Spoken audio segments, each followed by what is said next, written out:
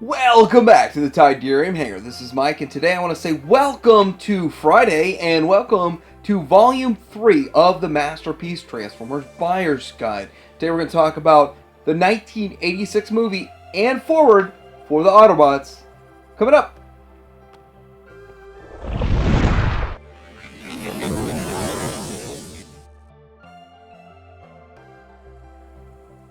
First off, I want to say that if it's not on this list, then I'm just going to say go with a Hasbro. If third party didn't make one of these, then go with the Hasbro Titan Return, Siege, whatever that's going on that you kind of see right here.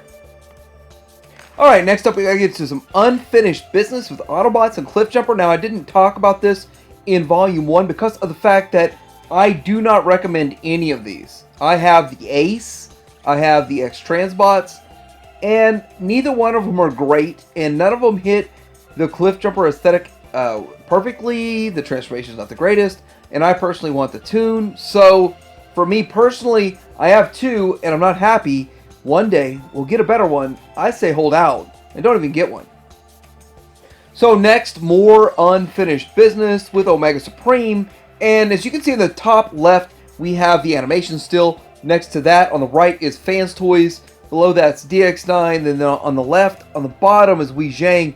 So the difference between all of these is basically a few things. Fans Toys does try to look the most G1 and has the best finish of all of them. I recommend DX9 on the bottom right. The reason is I think it looks the best. I think it's the most stable. I hear there's hip issues with Fans Toys, and overall, price-wise, it's been sold for $180 at BBTS 3 times now. So it's the best option overall in my opinion, and there's a lot of Fans Toys people that only go Fans Toys that would prefer that one, but I still think DX9 did a great job. Now, I have DX9, it looks good. Wei Zhang, on the other hand, is shooting up in price because of the raid, and most people feel they'll never see another run of it again. I think it's the worst of the three, but it has the most playability, and there's more to the alt mode, so there's that. So when it comes to Blaster, there's really not much in town other than KFC. KFC has made theirs about $150, and you can get it right now. It's on a reissue right now, so that's a good thing. I like the way it looks. I prefer the metallic look, but those scratch so easy, and you can flake it off. So a lot of people like just the regular plastic look on the right, so it's up to you. And with this, I go with the cassettes for KFC so far. MMC promised them 2 years ago. We don't have them yet. Don't forget that Deformation Space is going to make a blaster, but it's going to look toy instead of tune. But I'm still looking forward to it, and I probably will pick it up. So for Perceptor, all we really have is Fans Toys making their Tesla.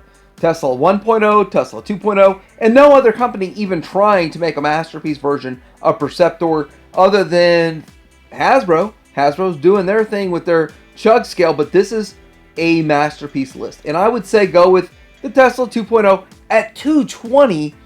Here's the thing. When people get their Tesla 2.0, or they're going to have to pay for their Tesla 2.0, they'll be selling off their Tesla 1.0 in droves. Now, I already see it going for as cheap as $150. I think they'll be down to under $100 during the frenzy of selling. So maybe if you missed out on 2.0, don't want to spend $220, $300, $350, whatever the secondary market is, a 1.0 might be a steal at $100.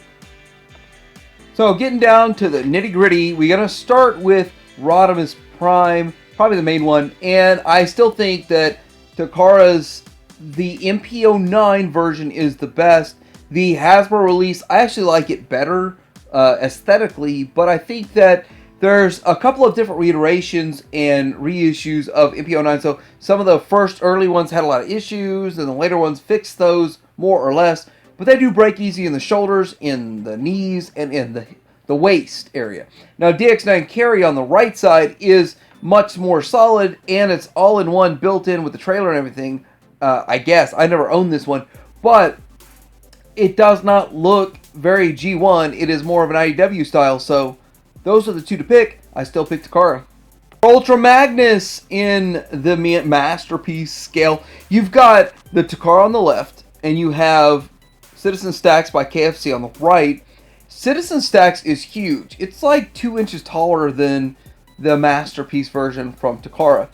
So far right now, Takara still wins, but I think we're going to see Magic Square come out of nowhere with a Masterpiece version of what they're doing with Legends. I hope they do, but if not, some company needs to do it. But right now, Takara is the best in town. There's a KO, and of course, anything Takara has some sort of KO, and I think the Toy House Factory is the best. Begun the Springer Wars have. Ending the Springer Wars is.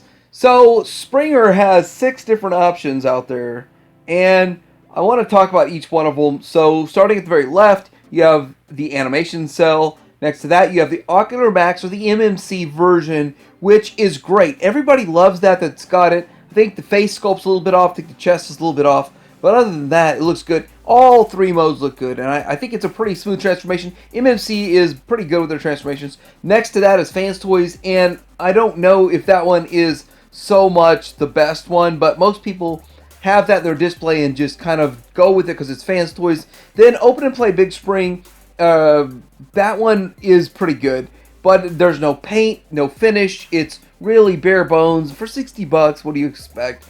It's a pretty good figure overall. I still have that one. Then next to that is Unique Toys. That was a little bit too big and bulky, and it was just too big and too rounded. It didn't fit the character aesthetic for me, but it was pretty fun and easy to transform, and I transformed it without any instructions, so it's pretty easy. And then X-Transbots, I think, will be the best. But seeing what happened with Cup, and I don't know. And then Toy World is not even a G1 style, so I don't count it. So looking at Cup, there's 2 Cup. Fans Toys still wins. Even though I kind of like the aesthetic of X-Transbots, the QC was so bad that mine fell apart without transforming it. Parts fell off it. I glued them back on. Now I can never transform it because I glued parts back on, and the other parts that need to come apart and shift will not come apart and shift unless I break that part back off. So it's kind of a catch-22. This is kind of an issue. We all know it. We all know this is a bad QC problem. So I'm still going to recommend Coot for Fans Toys, even though I think X-Transbot hit the tune better. So looking at Hot Rod, even though the Takara one is sort of a Hot Rod and a Rodimus in one, Takara came out with another Hot Rod, and I kind of viewed that one as a fail, but it does look okay in the alt mode, and the bot mode sort of resembles the character, but I still feel like Fans Toys destroys aesthetically the Takara version, but the Takara one has more articulation, and I don't feel like you're going to break it. It's not going to chip paint, so there's pluses and minuses to each one.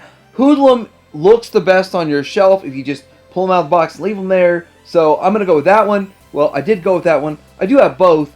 And I actually ordered a Target Master one for a buddy of mine, so we're going to see how that shows up. So we have Blur, and on the left is the Unique Toys version, which is pretty tall. It's kind of a big figure. On the right you have the Fans Toys, and I was openly outspoken that we didn't need the Fans Toys when it came out, because we already had Unique Toys, and Unique Toys is fine, but once you got the Fans Toys, it's a crazy, ridiculous hard transformation, and there's a few pieces that could break very easily, but you don't really have that problem on the Unique Toys one.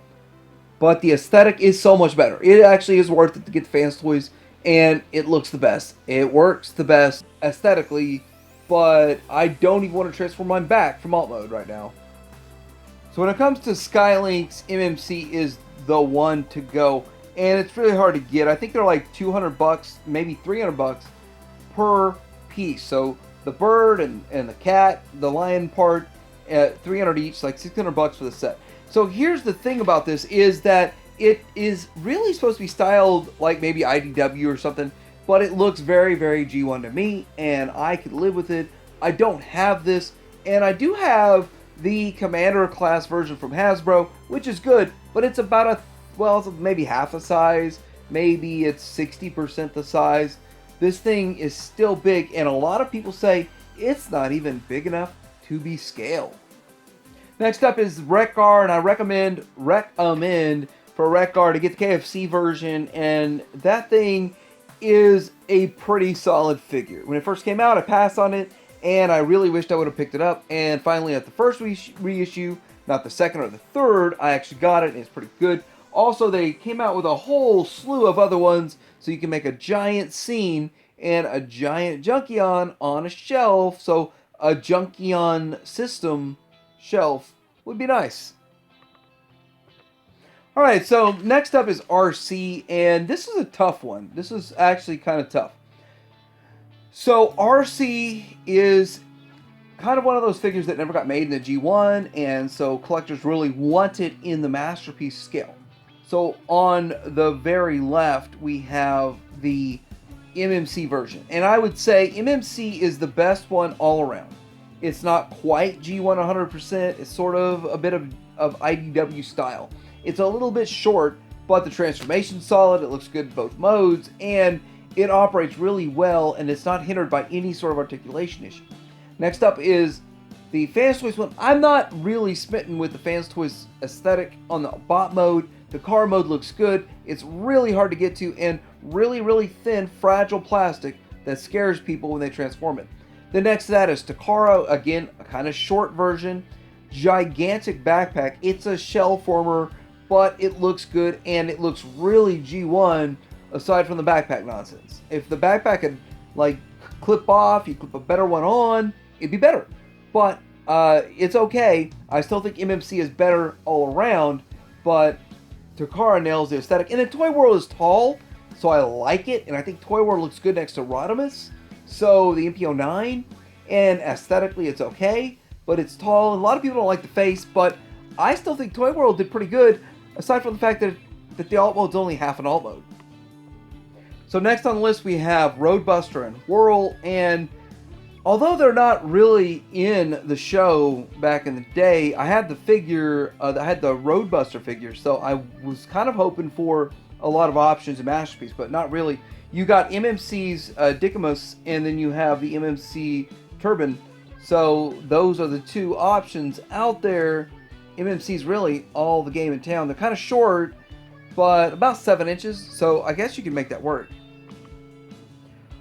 So looking at some Headmasters here, we have Chrome Dome, Hardhead, and Point Blank made by Make Toys. Those are the best ones and the only ones really out there for these characters that truly hit the Masterpiece scale, and they look good. They're not great figures, they're good figures. Could Fans Toys or an X-Transbots, I don't know, an MMC one up them? Yes, very much so. But for what they are, they look pretty good. Okay, getting deeper into some Headmasters here. What you would think would be made first would be Brainstorm, but no, it took a while here. So we got Toy World's Brainstorm. I've got that one. It's okay. It's kind of stylized and very short, a couple inches short. And also next to that, we have the Fans Project Function X Browning. Now that one is even shorter, and those are the only real options out there. I'm hoping Make Toys finishes this set. So of the third-party Masterpiece wheelies out there, I say X-Transbots wins on the left here, and X-Transbots Ollie is the best.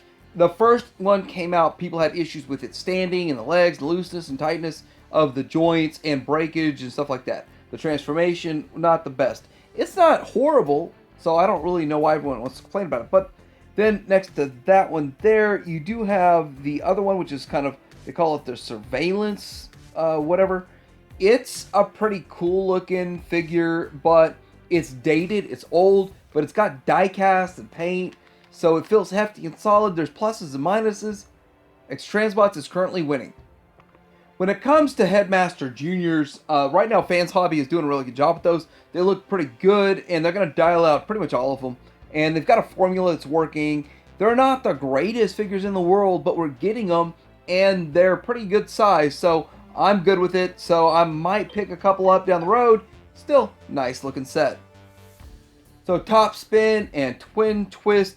I'm not going to recommend to get the third-party versions. The mech ideas are really, really small. They're about chug scale, and when finally Hasbro came out with theirs, and I think Titan Returns, they look better. I think the Titan Returns versions are a better looking aesthetic, and yeah, that's crazy, but they beat the third party this time. When it comes to Sandstorm, the Unique Toys version is all that's really out there. Next to this in this picture, you can see what Hasbro did. 30th anniversary in like 2011 or 12 or 13. and then the G1. So you kind of see where we came from and where we went to. A lot of people think we need another better version. I just don't think we're going to get it. I think this is it, and get on top of the reissue with Unique Toys while it's still around. And there's my advice, and there's my buying options for Sandstorm. So let me know what you think about this list. Inevitably, there's going to be something that I missed, so put it in the comments below, and I might do a 5th episode showing off, you know, kind of everything I missed, so we can round that up. But also, some of the more obscure stuff that is not on the top of my mind, or everyone else's mind. Like, subscribe, Kadarian Hanger out.